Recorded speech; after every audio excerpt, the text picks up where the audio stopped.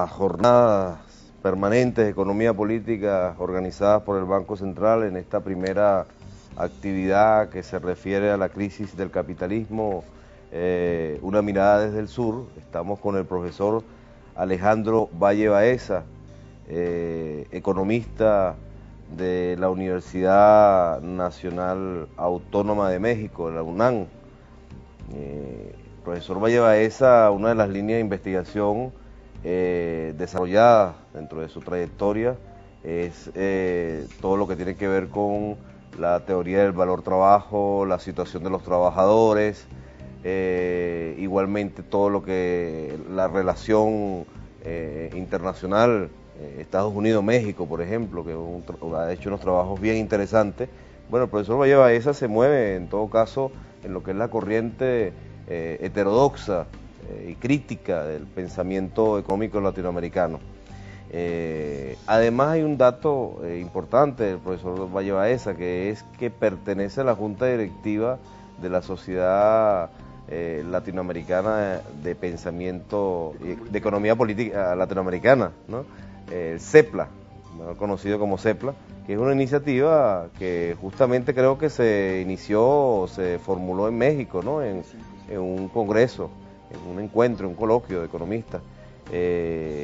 Bien, profesor Valle Baeza, parafraseando su artículo, el título de un artículo que dice que la crisis económica es tan solo un síntoma y hay que curarse en realidad de la enfermedad, lo cual implica que tal vez estamos tratando de superar aquellos análisis, diagnósticos o visiones que señalan que la crisis es una crisis financiera.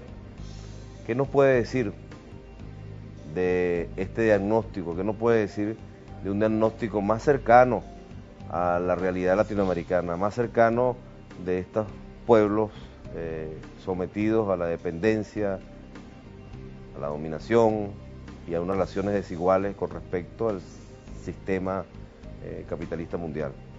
Sí, creo que es muy importante esto que acaba de mencionar, que la explicación más difundida de la crisis es que se trata de una crisis básicamente financiera, ¿no?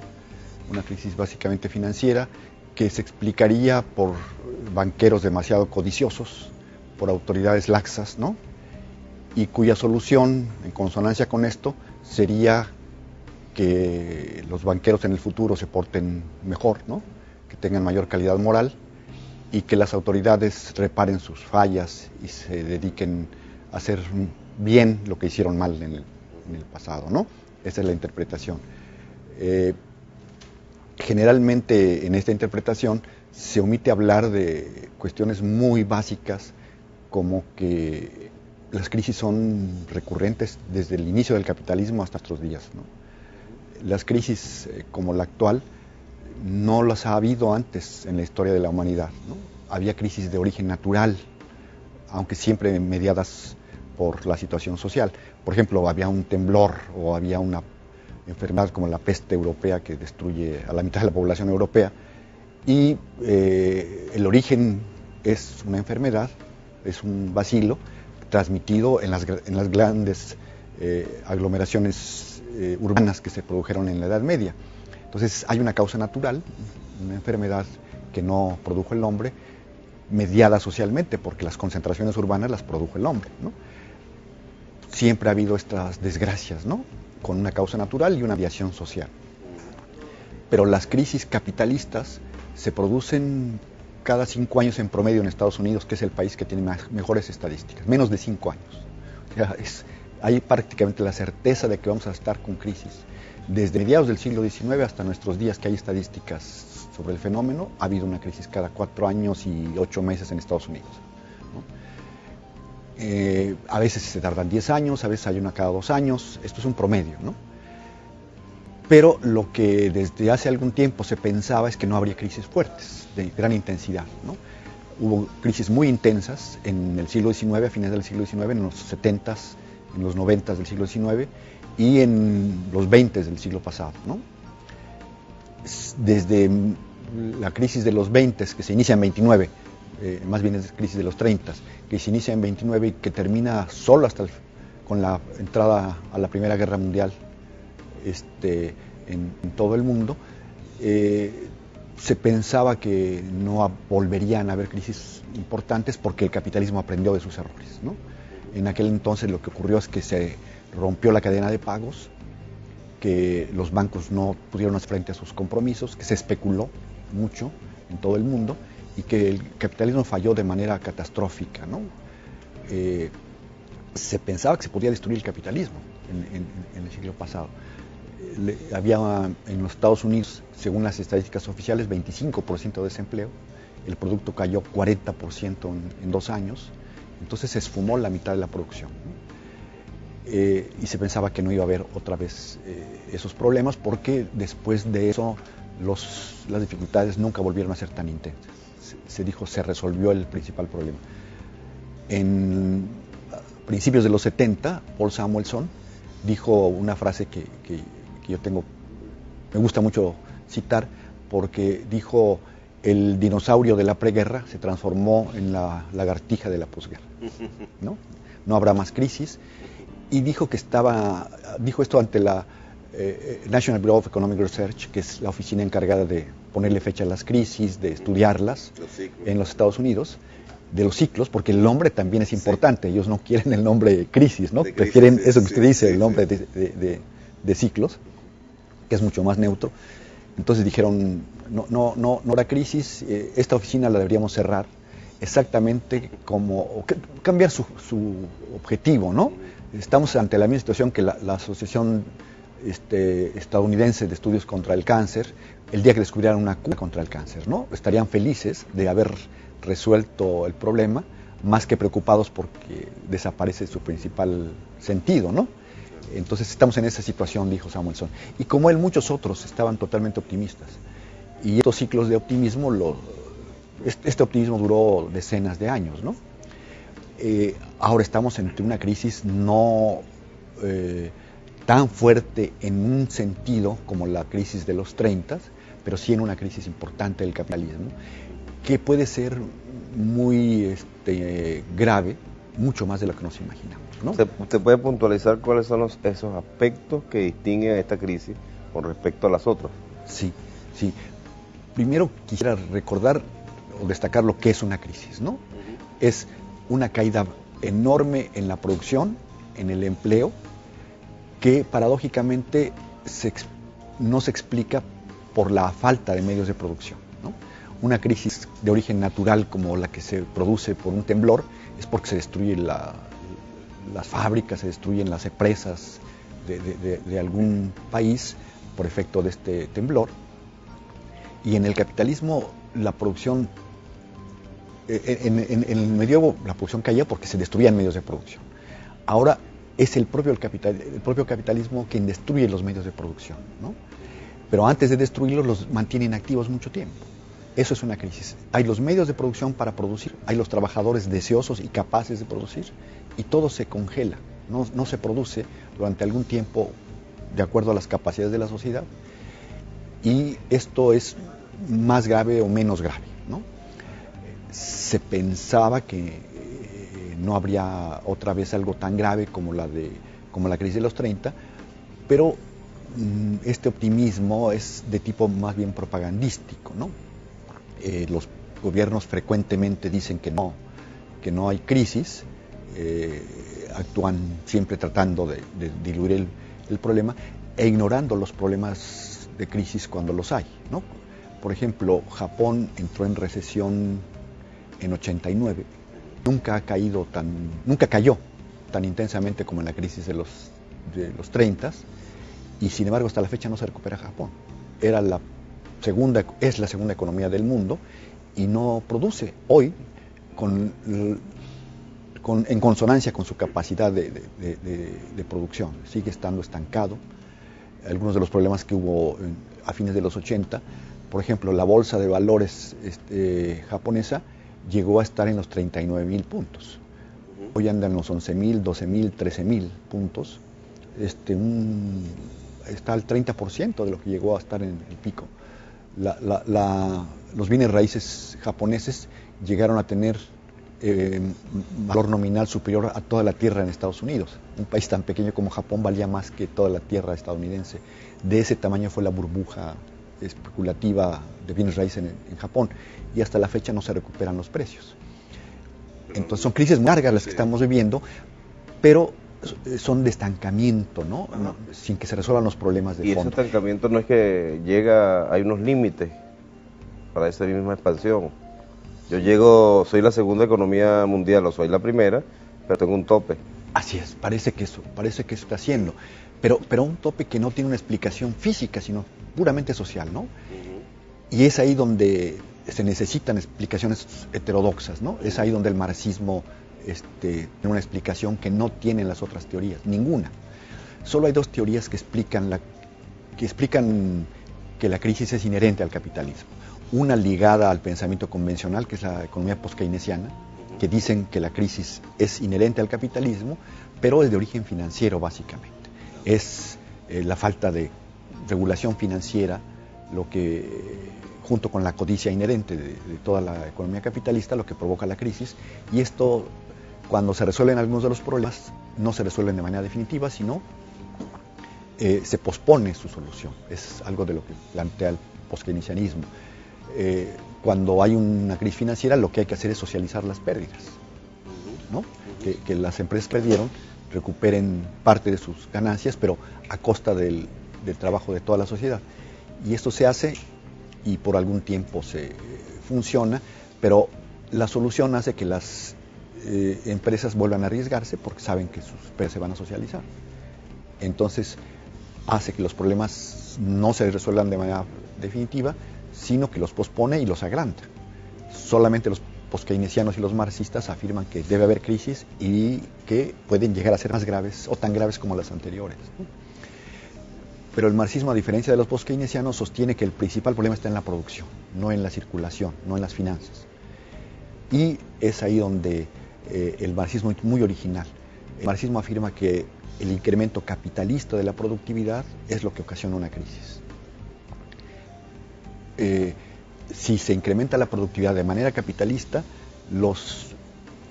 estos aumentos exigen que haya más medios de producción en relación al trabajo del hombre. Entonces va a ser insuficiente el excedente con relación a los medios de producción. Y esto es lo que conocemos como menor rentabilidad de las empresas, ¿no? El excedente es lo que los trabajadores le ceden al capital, o más bien el capital le extrae a los trabajadores, y los capitalistas podrían hacer dos cosas, o pueden hacer dos cosas con este excedente: o consumirlo para su disfrute, o transformarlo en capital, en más medios de producción. Y esto lo tienen que hacer, pero lo tienen que hacer a determinado ritmo, porque si lo hacen muy lentamente, de tal manera que se abarataran los medios de producción, los trabajadores podrían ellos mismos producir sus medios de producción. Entonces tienen que producir hacer producir a los trabajadores y transformar mucho del excedente en capital. Por ejemplo, la General Motors en los 60s ocupaba, según estadísticas que yo revisé de Fortune, tiene ese dato, $14,000 por trabajador para producir un empleo. En los 2005, esto es más de $1 millón. O sea, por trabajador, ¿no? En promedio. Con esto, una porción mucho más pequeña de trabajadores produce todos los autos del mundo, ¿no? Todos los autos que produce General Motors, y similarmente todas las otras empresas tienen esa misma tecnología. Y es imposible que los trabajadores produzcan autos. La industria automotriz pasó de ser una industria en que mecánicos de bicicletas produjeron los primeros automóviles, que con muy pocos instrumentos y medios de producción se podía producir un automóvil, a ser una industria con robots muy complejos, como la japonesa, en que es imposible que un individuo pueda producir un automóvil. Se requiere una organización compleja con muchos medios de producción. Entonces, de esta forma el capital aleja el acceso de los trabajadores al medio de producción y mantiene la separación capital-trabajo por esa vía. Sí, pero al mismo tiempo eso es lo contradictorio, hace que el excedente se vuelva pequeño en relación a estos medios de producción, ¿no? Entonces, eso es un punto central y es muy original del marxismo, porque dice que el incremento capitalista de la productividad crea problemas. Y eso es contraintuitivo, eso es perfectamente original de Marx, porque todas las demás teorías, incluso la keynesiana, entienden, suponen lo que es razonable, que un incremento de la productividad hace que todo sea más sencillo para la sociedad. Eso parece razonable, pero no en un contexto capitalista, ¿no? Entonces, eso ocurrió y no había estadísticas en la época de Marx. De hecho, los capitalistas mismos no usaban la tasa de ganancia. Marx empieza a hablar de tasa de ganancia antes que los capitalistas la usen. Es otra idea muy premonitoria de Marx. Es hasta ya avanzado el siglo XX que los capitalistas empiezan a usar la rentabilidad como criterio básico para organizar la producción. Entonces las estadísticas empiezan a producirse solamente en el siglo XX y después de la Segunda Guerra hay una expansión capitalista en donde la tasa de ganancia se mejora sustancialmente hasta mediados de los 60, principios de los 70, y después una caída lenta que se mantiene desde mediados de los 60 hasta principios de los 80. De los 80 empieza un rally, un crecimiento. Una recuperación. Una recuperación, ¿no?, que se mantiene, que son los años felices, ¿no? Que dice... la gran liberación que dijo... Sí. Los años felices para algunos. Para algunos, claro. Sí, exactamente. Es claro. Buena referencia esa que usted nos hace.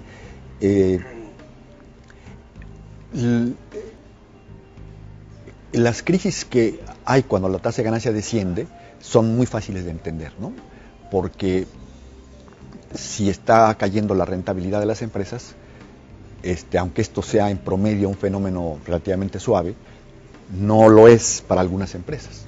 De hecho, si vemos cómo es la rentabilidad para el conjunto de las empresas, lo que sería la distribución estadística de la rentabilidad, nos muestra que hay una gran cantidad de empresas que tienen baja rentabilidad y pocas empresas que tienen una elevada rentabilidad, que son las de punta, las que están innovando, ¿no? Entonces, si pensamos que el promedio baja de 18 a 6, que llegó a ser en Estados Unidos la rentabilidad, pues eso hace que el 80% de las empresas vayan teniendo problemas, ¿no? Y estos se van a manifestar muchas veces como problemas financieros, no encuentran crédito y la crisis se produce. Lo difícil de entender es por qué se produce una crisis después de la recuperación que se inició en los 80. ¿No? Sí, en plena recuperación o después de la recuperación. En plena recuperación. Y de nueva cuenta la teoría marxista nos dice por qué. Porque para la recuperación se consigue de una manera muy clara incrementando la tasa de explotación, como decía Marx, ¿no? Esto también a veces causa desconcierto a los no marxistas porque un incremento de la tasa de explotación no significa que los trabajadores se empobrecen en términos absolutos, sino significa muchas veces el empobrecimiento puramente relativo de los trabajadores. Y eso fue lo que ocurrió, ¿no? Desde principios de los 80, los salarios empezaron a crecer mucho menos que la productividad en casi todo el mundo. A veces decrecieron, por ejemplo en nuestros países, decrecieron por mucho tiempo los salarios, ¿no? En términos absolutos. ¿Y en algunos casos? En algunos casos fue puramente relativo. Aumentaron, sí, pero relativamente su participación o su digamos, la distribución del ingreso empeoró. Los economistas solemos hacer explicaciones, claro, cuando se habla de los economistas, depende de qué economista hay, pero por lo general estamos en un mundo de conceptos, de definiciones, y creo que lo importante es ubicar cuál es el papel, cuáles son las consecuencias, cómo toca o cómo es tocada la gente. La gente en términos generales, podemos hablar de los trabajadores, ¿no? Cuya principal mercancía es la fuerza de trabajo, ¿no? Entonces, desde su punto de vista de analista y investigador del tema del trabajo, ¿cómo ubicaría el papel del trabajo o las consecuencias sobre el mundo del trabajo de esta crisis, y sobre todo esta última crisis, sobre todo su evolución desde los 90, porque hubo una promesa, como usted lo decía, hubo una recuperación relativa de los salarios, pero acompañada de una brecha de desigualdad. Volviendo a la explicación marxista, es que el incremento de la tasa de explotación fue la forma de recuperar la crisis. Y para lograrlo, lo que se hizo en todo el mundo fue atacar al trabajo muy frontalmente, ¿no? En los dos países donde se le atacó de manera más clara, desarrollados, fueron Estados Unidos y Gran Bretaña, y en América Latina en Chile, ¿no? De hecho, Chile introdujo el ataque al trabajo más brutalmente que ninguna otra parte del mundo con la dictadura de Pinochet. Pero en todas partes se buscó hacer que los salarios o disminuyeran de plano o crecieran mucho menos que la productividad, ¿no? En Chile los salarios caen de manera muy marcada, ¿no? Por efecto de la dictadura. Atacó directamente a los sindicatos, cerró sindicatos y restringió la capacidad de lucha de los trabajadores, ¿no? No la destruyó, porque eso no es posible, pero sí la mermó. Y lo mismo se hizo en Estados Unidos. Ronald Reagan fue el presidente encargado de esto, un ultraconservador, y hizo que se derrotara a un sindicato de controladores, por ejemplo, y en Gran Bretaña se derrotara a un sindicato de mineros del carbón, ¿no? Estas derrotas emblemáticas de los trabajadores fueron, digamos, batallas que ganó el capital, junto con muchas otras consiguieron que cayera la capacidad de lucha de los trabajadores, e iniciaron para los trabajadores una era oscura en todo el mundo, ¿no? En que hubo menos empleo, menos salario, se perdieron muchas de las condiciones de las cosas que se habían ganado en el pasado, de las conquistas que se habían obtenido, se dieron marcha atrás y se empobreció a los trabajadores. En muchas ocasiones por la vía de que los incrementos de productividad eran de tal magnitud que los sindicatos se empequeñecían, ¿no? Por ejemplo, la industria acerera estadounidense desaparece prácticamente y pasa a otros países. Pero ahí se contradecía uno de los postulados de la microeconomía o de la teoría neoclásica, aquella de que todo aumento salarial debe corresponder con un aumento de productividad. Y lo que usted dice es cierto, en algunas mediciones que hicimos con algunas economías, un momento, incluso en la época de los 90 aquí en Venezuela, se comprobó que aumentaba la productividad, pero este aumento de la productividad no se correspondía o no se trasegaba hacia el incremento proporcional de los salarios, sino que más bien entonces lo que estábamos era financiando con el no pago salarial la acumulación, ¿no? Y la ineficiencia también, porque... Sí, los capitalistas nos quieren vender la idea de que rentabilidad es igual a eficiencia, ¿no? Y es totalmente falso en muchos casos, ¿no? En algunos casos hay algo de relación entre esas cosas, pero hay distintos tipos de eficiencia. Por ejemplo, producir eficientemente automóviles no es eficiente socialmente, ¿no? Lo que deberíamos tener es un transporte colectivo oficial. Exactamente. ¿No? Energéticamente a veces. Energéticamente hablando y económicamente incluso, ¿no? La General Motors en los años 30 compra el metro de Los Ángeles y lo cierra. Eso es terrible, eso es terrible. Debajo de Los Ángeles, por ejemplo, hay una red completa del metro que está muerto, y todavía las estaciones están debajo de edificios que creo que lo destruyeron, la estación central. Creo que la demolieron, algo así, pero estaba en una estación, esa estación estaba ahí como un fantasma, y debajo hay una red que la gente ignora, y arriba está un congestionamiento terrible. Sí. Es uno de las ciudades más congestionadas. Sí, ese es un muy buen ejemplo. De la irracionalidad y la ineficiencia. Del capitalismo, claro. Porque se produjo un modelo energético de consumo. Sí. Hay una asociación entre toda la industria armamentista estadounidense, la industria automotriz es parte de este complejo industrial militar, y la industria productora de energía del mundo, son socios, ¿no? Entonces los dos se beneficiaron de este modelo, pero al mismo tiempo están contaminando el planeta, amenazando la vida misma, ¿no? Entonces hablar de eficiencia es realmente un sinsentido. Pero además de esta ineficiencia monstruosa, hay otra ineficiencia monstruosa desde el punto de vista social, que es que destruyen una de las capacidades del hombre, que es producir sus propias condiciones materiales de vida. Lo que hicieron para recuperar la rentabilidad fue quitarle toda la característica, digamos, tolerable al trabajo, lo volvieron intolerable, lo volvieron cada vez peor en todo el mundo, ¿no? Hay una precarización del trabajo en todo el mundo, una destrucción de las capacidades. O sea, usted se está refiriendo a que se impuso lo que ellos llamaban la subcontratación, la tercerización del trabajo, el eufemismo de uno de los conceptos vacíos que le llamaban flexibilización del trabajo, que detrás lo que escondía era la balcanización, la precarización del mercado de trabajo. Es más, ahí yo siempre cuando explicaba en las clases el mercado de trabajo neoclásico, y termina uno diciendo, bueno, es que los neoclásicos piensan que los trabajadores son papas, ¿no? Pero los trabajadores se organizan y piensan. Pero en realidad lo que hicieron en el 90 era, si la teoría no explica la realidad, vamos a llevar la realidad a la teoría. Entonces, ¿cómo vamos a ajustar fuimos? O sea, Pinochet, sí. O sea, si los trabajadores se organizan, vamos a desaparecer, suprimir los sindicatos, por ejemplo. Sí. Entonces, o la llamada economía informal, que es la mejor muestra de un mercado de trabajo de capitalismo salvaje, pues, un mercado libre de trabajo. Sí. Pero ese proceso de precarización, a mí me gusta más el término precarización que el término de informalización. La precarización del empleo se dio en todo el mundo, pero hay una diferencia entre lo que ocurrió en los países desarrollados y lo que ocurrió en los países capitalistas avanzados, digamos, y lo que ocurrió en los países capitalistas atrasados como los de América Latina.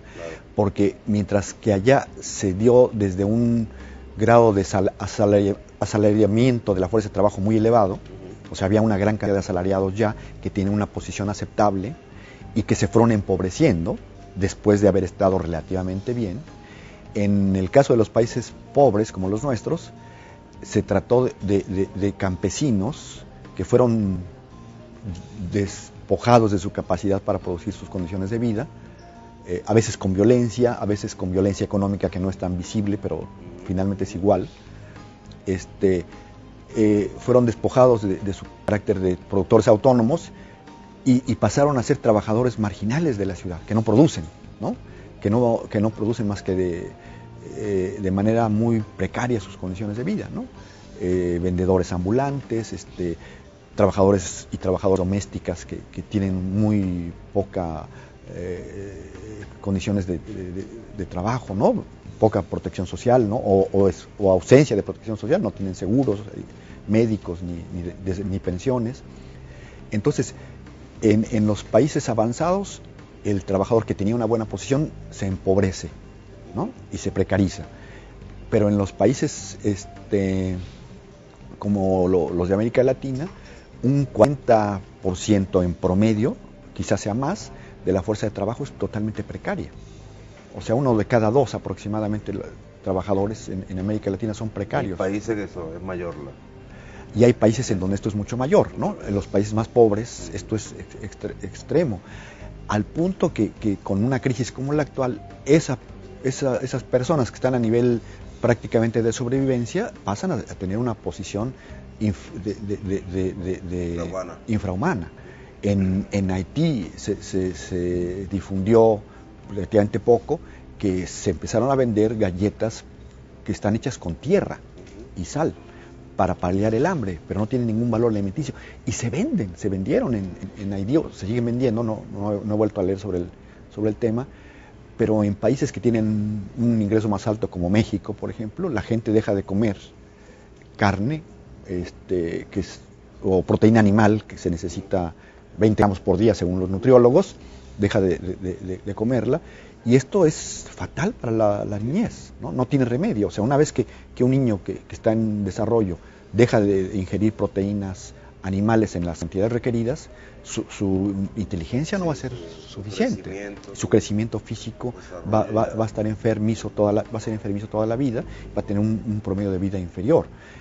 En la Unión Soviética, que destruyeron la economía esta planificada que había, ha caído la esperanza de vida varios años con la instauración del capitalismo. Entonces, estamos hablando de un problema muy grave. Claro. ¿No? Ya que tocó el tema, y ya para ir culminando y pensando en alternativas, porque el pensamiento crítico, si no es pensamiento propositivo, entonces es un pensamiento estéril, ¿no? Sí. Un pensamiento, la crítica debe ser para la acción, Sí. y la acción de construir una sociedad diferente. Bien, en el caso de América Latina, en este artículo que yo le hice referencia, usted hace una propuesta de planificación, que la planificación de paso en los 90 era una mala palabra, ¿no? Y así como el desarrollo, ¿no? Sí. Entonces, ¿qué nos puede agregar ya para los últimos minutos, para agregar ya en la onda de propuesta? Porque la planificación implica los que planifican, los que diseñan y los que actúan en el plan. Claro, planes. Claro, sí. La planificación es una exigencia, ¿no? Me parece, y es una realidad. Las empresas planifican. Las empresas que producen edulcorantes, por ejemplo, tienen dos generaciones de edulcorantes generalmente. Ahora está el Splenda, por ejemplo, ¿no? Pero ya tienen otra, yo no sé el nombre, pero ya tienen un siguiente edulcorante que es mejor que el anterior en cuanto a calidad, y que no lo producen porque no es rentable todavía, ¿no? Quieren terminar de explotar las patentes que tienen o de sacarle todo el provecho posible al actual. Ellos planifican siempre, hasta donde esto es posible en el capital, y a largo plazo. Sin embargo, el capitalismo dice que la planificación no es posible, ¿no? Lo que no funcionó fue una planificación centralizada en estos países, ¿no? Pero esta planificación centralizada que fracasó, en la Unión Soviética se producían zapatos que no correspondían a las medidas de los soviéticos, fue por problemas políticos, no hubo una verdadera democracia, y por problemas también científico-técnicos, no era posible la planeación, ¿no? Pero eso que no fue posible, ahora es posible, técnicamente hablando, ¿no? Tenemos supercómputo, tenemos cosas que no había en el pasado, y que ahora sí podemos echar mano de estas, junto con una capacidad para que haya democracia, que la gente diga sus necesidades. Internet casi en todas partes. Entonces tiene que ser una planificación con un protagonismo, con una participación. Absolutamente. ¿Quiénes son los sujetos de esa planificación? Tienen que ser los trabajadores y las trabajadoras del mundo, ¿no? Organizados, conscientes. Y tenemos que encontrar un socialismo democrático y eficaz, que no fue, ¿no? Eso es, a veces le llaman socialismo del siglo XXI, otros le llaman economía participativa, ¿no? Porque dicen que hay que